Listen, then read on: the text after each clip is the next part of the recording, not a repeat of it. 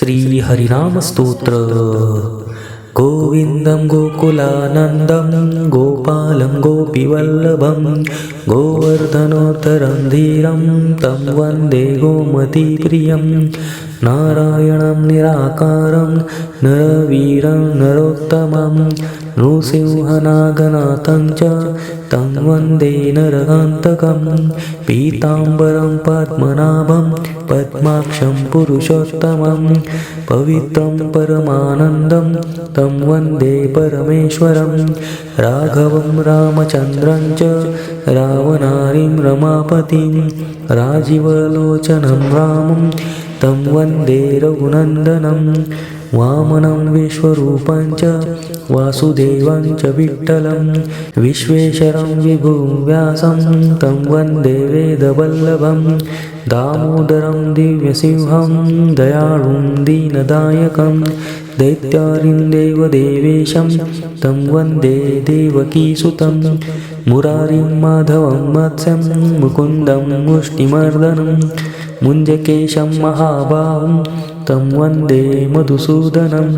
केशवं कमलाकान्तं कामेशं कौस्तुभप्रियं कौमोदकीधरं कृष्णं तं वन्दे कौरवान्तकं भूधरं भुवनानन्दं भूतेशं भूतनायकं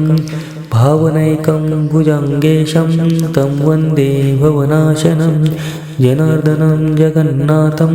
जगच्चाड्यविनाशकं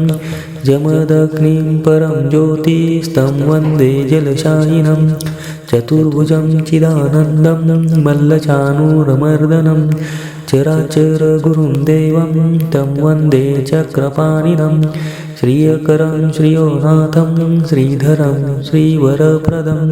श्रीवत्सलधरं सौम्यं तं वन्दे श्रीसुरेश्वरं योगीश्वरं यज्ञपतिं यशोदानन्ददायकं यमुनाजलकल्लोलं तं वन्दे यदुनायकं